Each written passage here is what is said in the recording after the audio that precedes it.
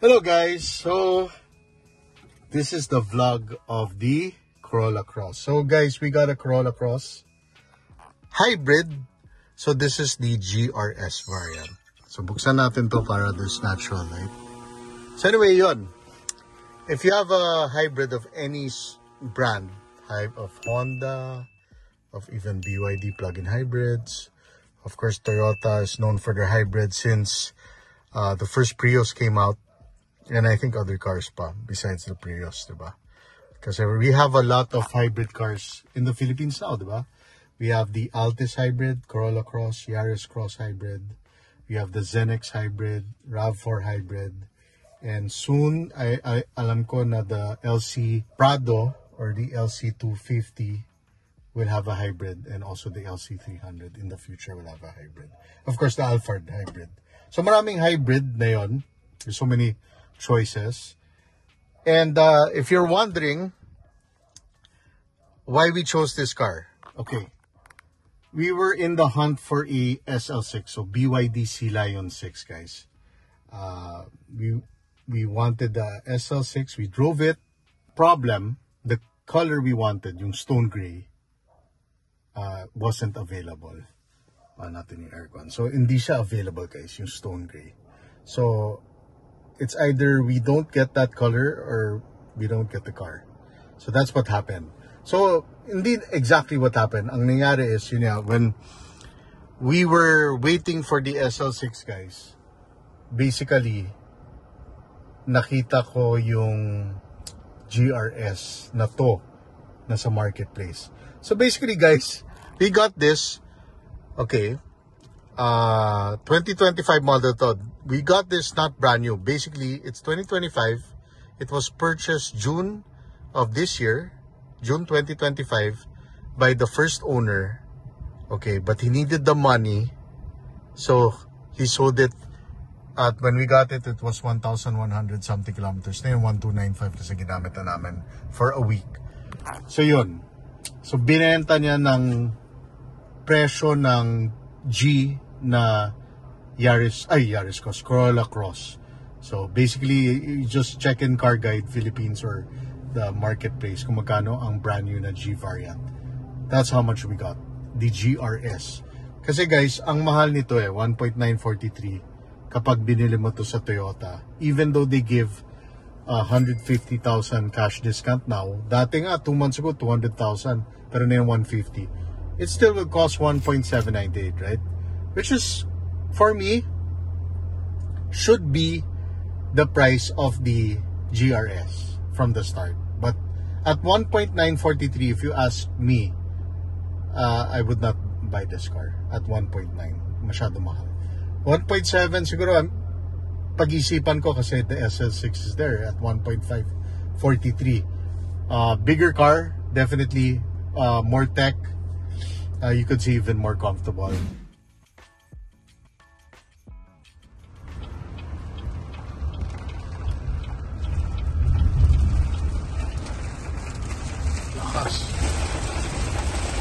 Sakto ulan ah.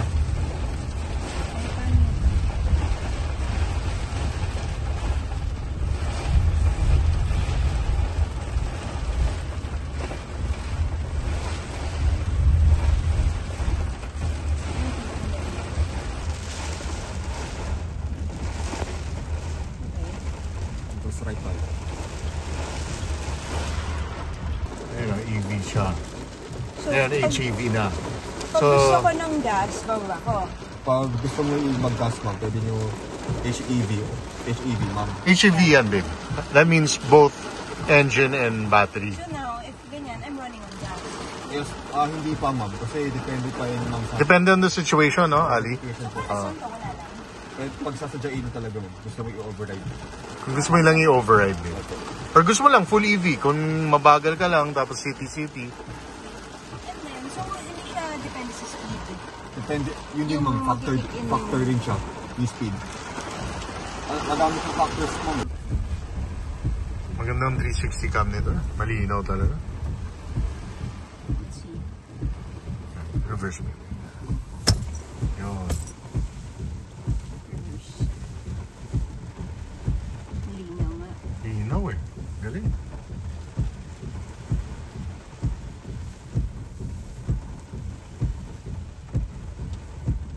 Sana yung Seagull, may ganun eh.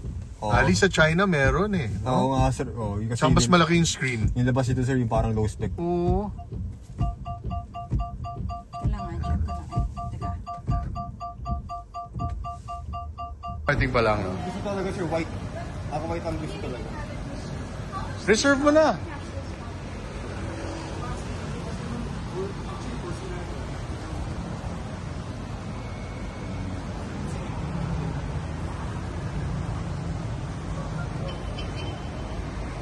So this is their new stone gray color. Ganda.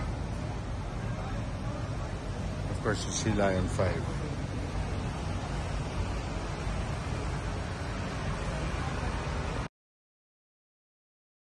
Ten-inch screen. Yeah, malaki-laki yung screen. Very good. Apple CarPlay, wireless. Diba? Then it has the kasama ng dashcam yan, guys. Sa likod, tsaka harap. Babe, look. Zoom mo na lang. Yan, may camera sa likod. Kasi kasama siya sa car. Then you got your panoramic roof, glass roof. But you can't open it like the SL6 na meron sunroof. Ito hindi. Parang Tesla style. But With- it's buo. Pero it's buo, tapos may shade ka pa na black. I like the black. Mas gusto ko yung black. Maganda rin, guys. Everything's LED, all the lights. So, yan. LED na siya. Ang pinalit lang namin, later I'm gonna show you, yung LED na plate number and the reverse lights. Tapos we put rubber mattings, babe. Pakita mo yung rubber mattings na galing, shout out to Lazada. Lazada ang nag, Even sa the likod. trunk. And the trunk later will show you. And of course, guys, this car has Toyota Safety Sense. So basically, you have the adaptive cruise control, lane departure warning, lane keep assist, cross traffic alert, emergency braking, blind spot monitoring, diba? So kompleto na siya. We tried it kanina sa Skyway. Magaling talaga yan. I've tried the Toyota Safety Sense on my Hilux Conquest before, the 2024 one. Gumagana. Magaling naman talaga. So that comes with it already. Malakas ang aircon. Now, we're running on hybrid mode. Not hybrid mode. EV mode, meaning when you start the car, battery lang. Pero when the car senses that it needs to charge, then the engine will start. Pero saglit lang eh. Then mag-off ulit siya. So maganda, malakas ang aircon. BYD is such a nice car if I'm going to compare. Diba maganda talaga for the price. It's hard to beat that car. That's why you see it on the road. We would never buy this at 1.943. That's the truth. Masyadong mahal to for 1.9. Pero at the price of the G, pwede. Diba? Kung second na. Basically, this is a new car. Let's go outside. Pakita natin, babe. Outside.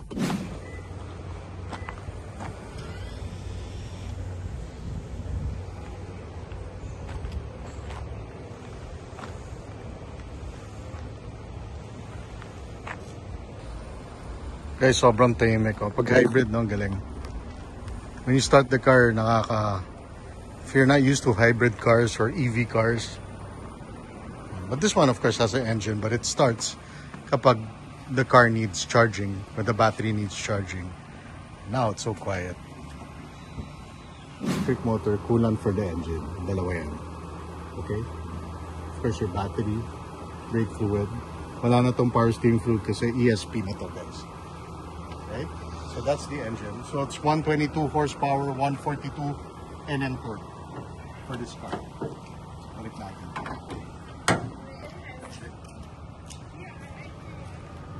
Of course, green plate na siya. No coding. So the EV. So hybrid na siya, of course. Tires, Michelin Primacy. What's the size? So 225/50 R18. So really nice tires for this car. For me, unnecessary kasi Michelin for me is really for grip, but it's good to have. But I guess I would choose Bridgestone Turanzas for more comfort. But okay na rin to. So at the back, of course, black, two-tone na siya. For the GRS, two-tone. So black siya and white. Tapos yan guys, pinilit natin yung LED lights. LED na siya. Tapos to open, Yan, power tailgate. So, the space okay lang, no? Bigger than like a sedan. Yeah. A small sedan, compact sedan. Like the Mazda 3. Parang ganito, to be honest. Yan, then we got also this for the Corolla Cross. So, meron din siya. LED na rin to, which is good kasi yung ibang kotse, nakita ko, halogen pa to. The BYD, ganyan eh. Yung mga ibang ilaw niya. Yan. So, this comes, the nice thing, it comes with a spare tire. Which, a lot of plug-in hybrids and EVs walang spare. So, it's nice to have. Tapos your tools, your jack, kasama na yan. Ito pa nga, nandito pa yung ano niya, original, ayun, Toyota Alabang. Then, what else? Yeah, that's about it. Then we close it, auto.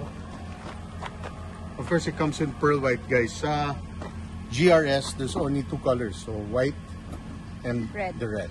Which we don't like. What's the back? So guys, I'm 5, ano ba height ko, babe? 7. 5'8" ako eh. 5'7" and a half. Yan guys, so my driving position ito ako. So it's not the biggest car, but it's also not super tight. Sakto lang. Right? And even a long tricks pwede ito. Yeah. I mean, comfortable naman, even if I go like that. Oh. Maganda to eh. This helps eh. Yeah. Tapos maganda, may aircon. And meron Type-C na USB pa rito. Yan guys, so yan. Tapos meron kang armrest with cup holders. Pero maganda, may cup holders yan dito. Oh, but ito, That's mine. oh, phone naman. Yan. Up, and it's also fully automatic for all 4 windows. Kala ko hindi, because there's no normally sa Toyota, nakalagay full like auto. But this one hindi. But it's fully automatic, see? So one touch siya, which is good. Okay. I didn't know that. Yeah, so that's fully automatic for 4 windows. See, she doesn't know, and this is her car, guys. Yan, so yan, yung maganda rin, no? The perfect fit, para hindi mo dumihan. Diba? What do you don't like about this car? Because here, it's parang... Nakalabas. Yeah. You like it integrated in the dashboard. Yes. Ayaw niyo yung 'Cause nakalabas, it's, guys. Parang it's, when you drive, it's Pero I like the digital screen. Diba? The screen's very good quality. It is. Yung screen niya, very clear. So look, if you do like this. Ayan yung backup camera, very and clear. And then you have this. Yeah, show the Right? yan, see? Show the different Wait, are we gonna back press. up? No. No, don't back up, just press. Okay. Yan, so this different, yan, sa side, mga gutter marks, yan, yung 3D version niya.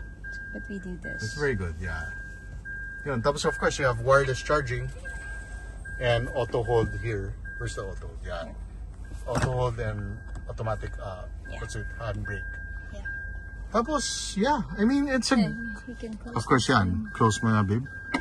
Yan, close mo. So Yan. one touch. One touch na siya, which is great. I like it. But you do like the Sea Lion. Ayaw niya magpakita, guys. So you do like the Sea Lion 6 more, no? But guys, to be honest, now that I've driven the Corolla Cross, of course, it's downsized. It's the downside is the price, I could say. Price is one if you're gonna buy it brand new. Ito lang kasi naswerte kami. We saw it on the marketplace. And good price talaga. But if you're gonna buy it brand new, then I would honestly say go with the SL6. But if you want it hybrid lang, then the base Corolla Cross pwede na. Pero for me, the sweet spot is the mid variant, which is the V. Without the moonroof, pero naka-leather na. Maganda na yung ilaw and all. Diba? Yeah, I forgot also it has adaptive headlights. So pag madilim yung road, biglang the bright will turn on automatically. Then it will shut off kapag may incoming cars from the other side of the road. So yun yung okay sa car na to. It has all the safety features. I think it has 6 or 7 airbags, guys. I'll just check na lang online. I'm not sure. So yeah, we got this for those reasons. It's really for the price, and of course it's Toyota and the hybrid system. Pero I think most buyers talaga, and it shows now, really binibili talaga yung BYD SL6 kasi it's hard to beat, guys. Plug-in hybrid, way more power than this. That car has what, 215 horsepower, 315 torque. So talagang malakas yan compared to this car. This car was built for efficiency, reliability, and resale value. Which, ayaw natin sa gusto, marami pa rin buyers who buy cars for resale value. And that's why they buy Toyota. But ako, I'm partial. Meaning, there's certain cars I buy not because of resale value, because I really love the car. Diba? But there's certain cars na, yeah, you buy it for all those things. You like the car, resale value. Like the Camry Hybrid or Camry na non-hybrid. Gusto ko talaga. Either way. Regardless of resale value kasi comfortable, maluwag. Diba, babe? Maganda talaga yung Camry. Yeah. It's one of the Toyota cars I really like. And yeah. So, you'll see this car in a lot of vlogs. We're gonna bring this to Baguio for sure and see the you know, everybody wants to know yung gaano katipid yung kotse na to. Diba? So, yan. You'll see more vlogs. So, this is the Corolla Cross GRS. Say bye, babe. Bye, vlog.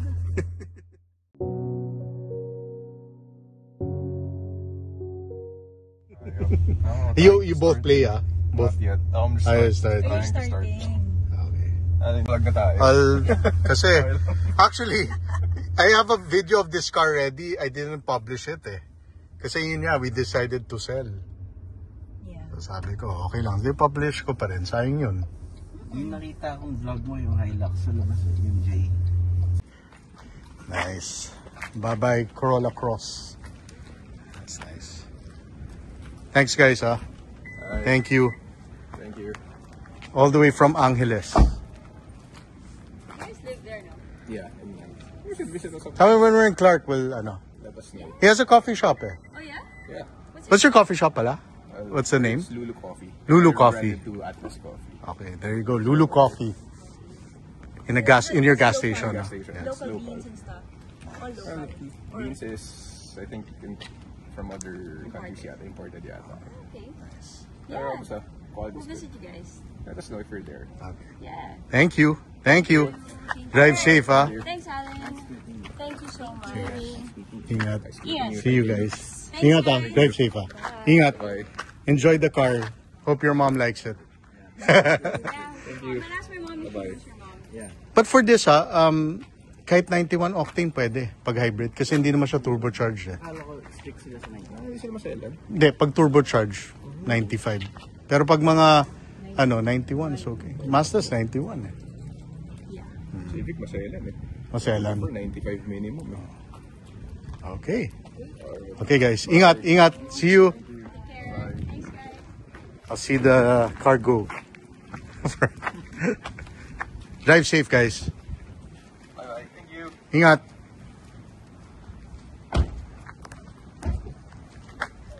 So yun guys, we sold the Corolla Cross GRS Hybrid. It lasted for a week. I will put the video with the other video when we first purchased this. But we only had it for 1 week lang, guys. Yan, nag-start na siya. So EV mode.